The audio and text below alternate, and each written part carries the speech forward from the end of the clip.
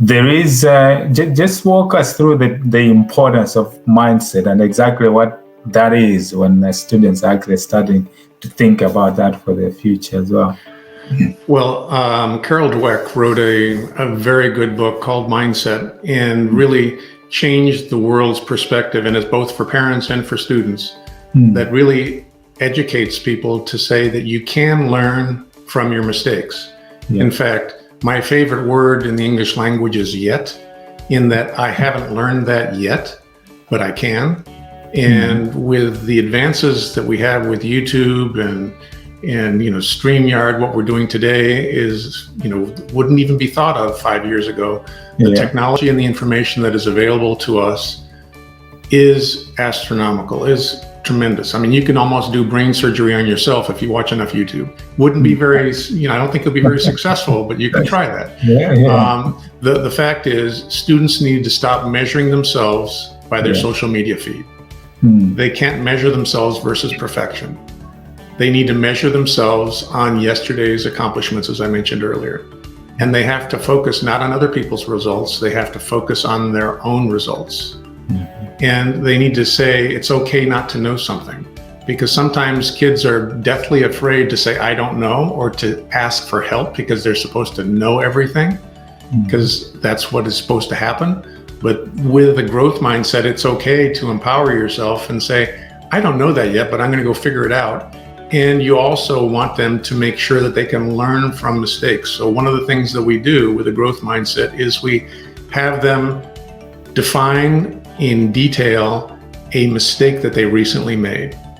And so we have them write it out in painful detail, the mistake that they made, how they felt, and so forth. Then we say, okay, how would you, going back in retrospect, how would you do things differently to have a different outcome? And what have you learned from yourself? What have you learned about this as a growth mindset and from this mistake? And how does it feel to discuss this mistake with your accountability partner or just reviewing it yourself? And back on your point about accountability partner, I'll finish the statement, but the fact of the accountability partner, if you write something down, the likelihood of success is better than not writing something down. If you share it with your friends and your acquaintances, the probability of success is 65%. If you share it with an accountability partner, the probability of completion is 95%. So I just wanted to emphasize your point earlier about accountability. So then going back to my example, if you know what happened in your mistake the last time, what would you do differently going forward? And you have them write that down. They are learning from their past mistakes, and that's the scar tissue for future success. And you and I have both done a lot of different things, and we have scar tissue that we can share with the young people to say, listen, you can do this, but it's going to hurt and it's going to leave a bad mark. You may not want to do that. You can do that if you want, but you might want to use my scar tissue to your advantage so that you pick a better decision. So that's what we teach the kids. Yeah. Brilliant. Thanks, Greg. Now, let's talk about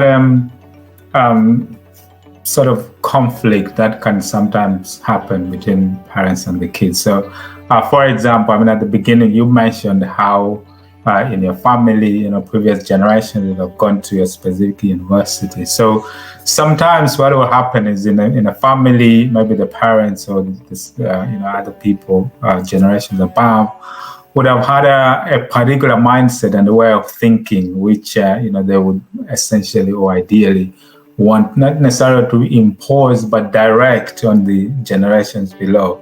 So if you have students, for example, are following your program, and they understand the strengths, the weaknesses, and the direction that they want to go, but it's in conflict maybe with the direction that parents want them to take in line what they believe is best for the kids. What would be your advice there if there was that bit of conflict? Because in a way, the students may feel they have to look up to the parents, but maybe end up doing something that is not congruent to the package and the strength and the weakness that they have actually gained or benefited from the course and where they should go going forward. Very good question, and we see that a lot. Yeah. That happened in my family where I had to go to Purdue University and I was going to study business. Yeah. And we see that many times where families, the father is a lawyer, the Mm. mother is a lawyer, and Johnny or Susan needs to be a lawyer. Yeah. And what we do, depending upon which program the student picks, we can either have some involvement where we will meet with the parent and the student at the beginning and say, these are the expectations of what you need to do in this 12-hour program. We also have a 6-hour program. And then if they want it mentored over 12 weeks, it can go over 12 weeks, up to 12 weeks. But we explain to the parent that, listen, this is a wonderful investment that you're making in your son or daughter, that they're going to do a deep dive and self-discovery that you will be involved in. And you need to be cognizant of the results that come from this. And without a system like this, the student really has no leverage with their parents. They basically, I respect my parents, and so I'm going to do what they tell me to do.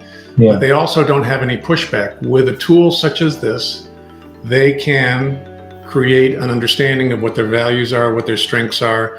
One of the things that they also get that has leverage with their parents that addresses the disconnect potentially is that they, during the process, they have a 360 assessment where they ask up to 8 trusted advisors, including their parents.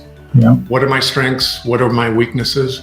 How do I add value to others? What are 3 professions from each of the 8 people that you think I should study or I should be involved in, or what major I should take?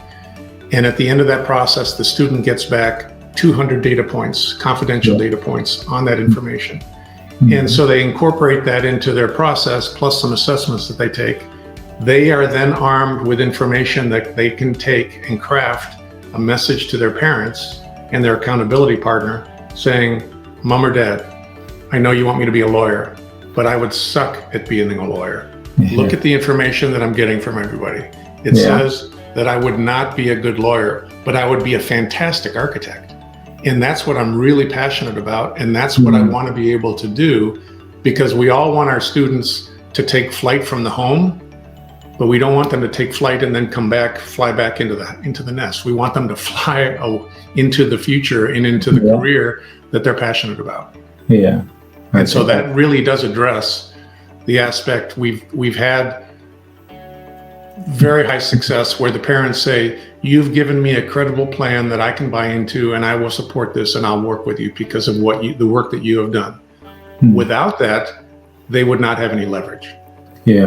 Absolutely. Now, is there a possibility that some students who probably go through the program understand themselves, but in the end, from the data and the analysis that's coming out, their path is probably not an academic one. Maybe it's vocational, it's something else. Have you come across that, and what would be your advice around that as well?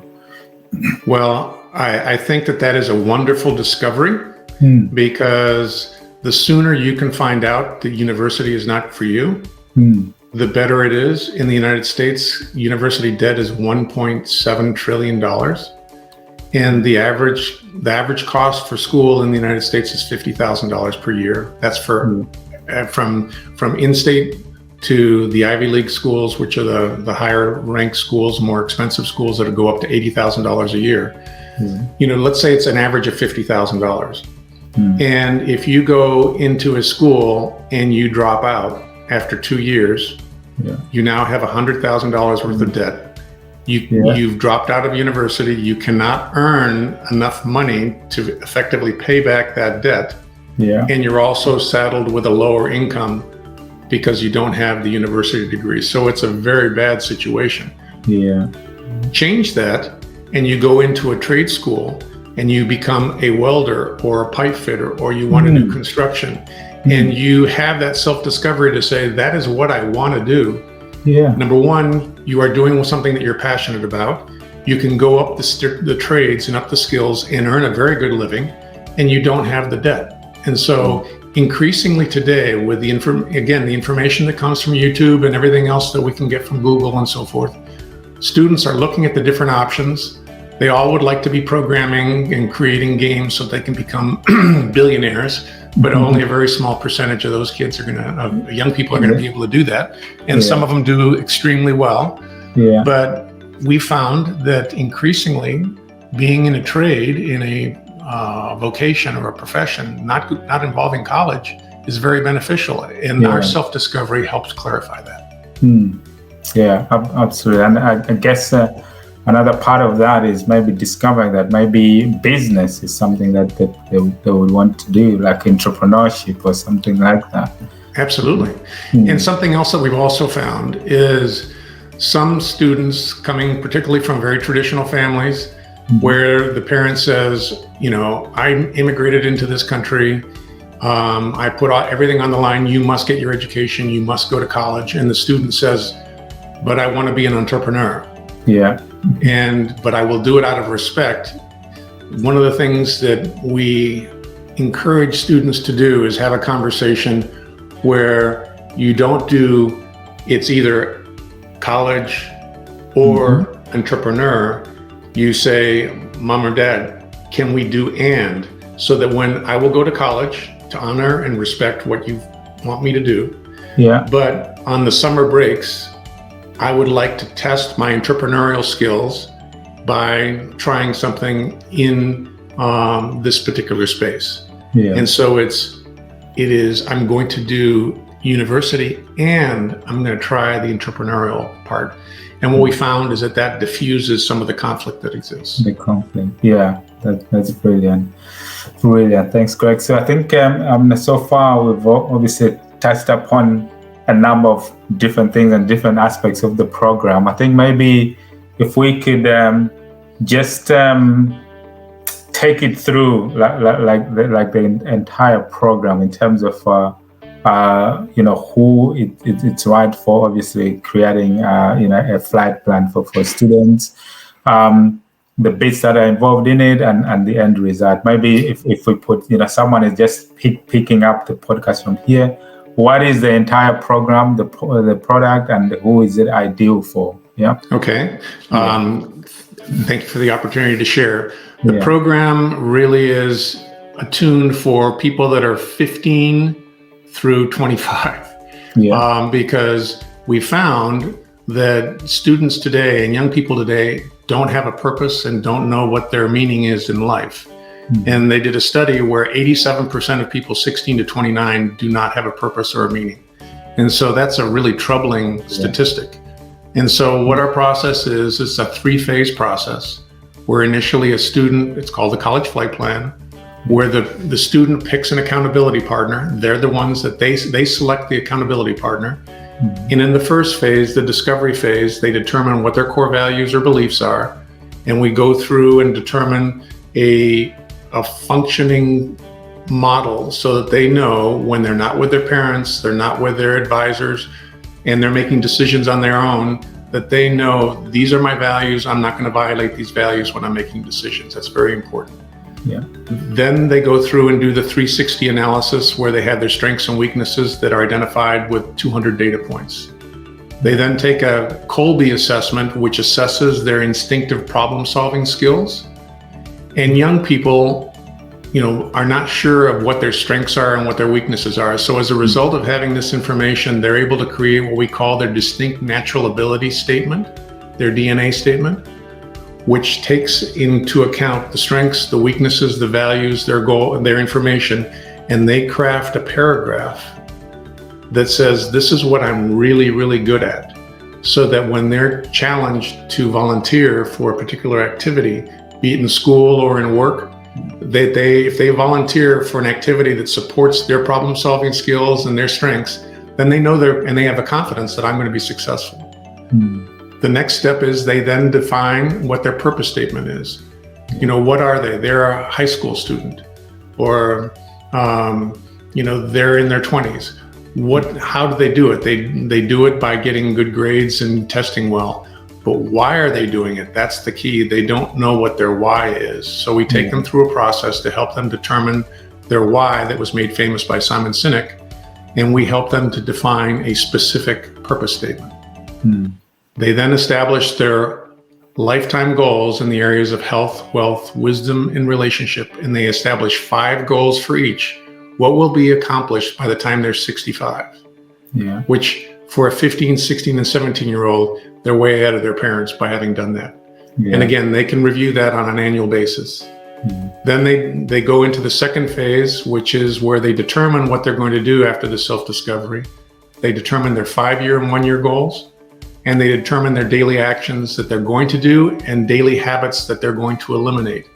Typically, the 2 biggest habits that they are going to eliminate is the amount of social media and the need to get more sleep. Yeah. That's universal. Yeah. With that information, they then pick their 3 core majors or vocations. And many kids freak out when you say you got to pick your major or your one vocation. If you let them pick core majors or core vocations, they have 3. They can have a major, a minor, and one that they can discard. That takes the pressure off of them and allows them to focus in that area. Yeah. They then, in the final phase, which is the direct phase, is they determine how to use a growth mindset versus a fixed mindset with positive self-talk that we teach them. We also share with them how to create an elevator speech, which is a 150-word, 1-minute presentation that they can explain on demand to an advisor, to a class, to any kind of situation. It explains who they are, what makes them different, what are their strengths, and how they can add value in that particular situation. They then create their summary document that I told you about that they then present to their parents. And in the United States, you have to have application essays, which are pretty rigorous. And they take all that self-discovery and put it into their application essays. And the entire process is self-paced. The videos are all mobile optimized. They're 2.5 minutes long on average. So we live in a YouTube environment where, you can't sit down, and particularly with young people, they're not going to sit down and watch something that's an hour long. So on average, they're all 2.5 minutes long. They're tied to an interactive workbook that works on their mobile phones, their tablets, and their PCs. And that's the program. Yeah. Wow. Sounds like, you guys have really thought about, the process of what these young people go through and the specific areas that they will actually need in order to get to where they need. And for me, listening to that program, it's something that actually puts people who are doing this program at a significant advantage compared to someone who hasn't gone through this. Because from what I know, this program can actually help even the older generation, people in business or people who are actually looking to break through into excellence and success in entrepreneurship or other areas of life, not necessarily even at this particular age of between 15 to 20 something. So it is, for me, it's something that's a no-brainer really, because it's something that is giving these people or students who are going through it, that's competitive edge, the competitive advantage to be way ahead of the pack in terms of what they know. So it's just absolutely amazing you coming and sharing that with us as well on the program. There'll be, myself, today 2021, I've got a 14-year-old who will actually be thinking about this, what he wants to do in the future and the options and all of that. So this will be an absolutely amazing program for them to actually get engaged in, to actually, start thinking about, what they want to do in the future as well.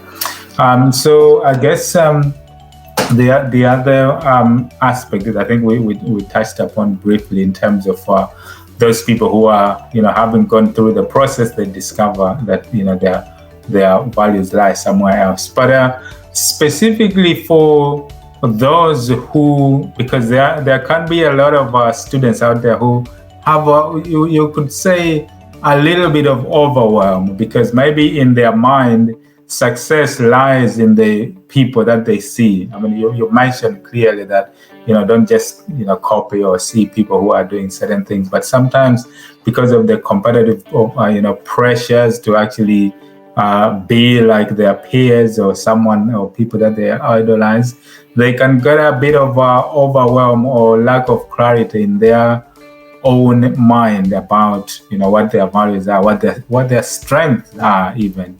So obviously the program is very rigorous in digging that out, but what are some of the specific things that can actually help the students within the program to actually find out what their strengths are? Is it more like where they spend their time, where they spend their money, or the things that they do? Just give us a little bit more specifics of how people can discover what their strengths or weaknesses are when they don't have that clarity in their mind.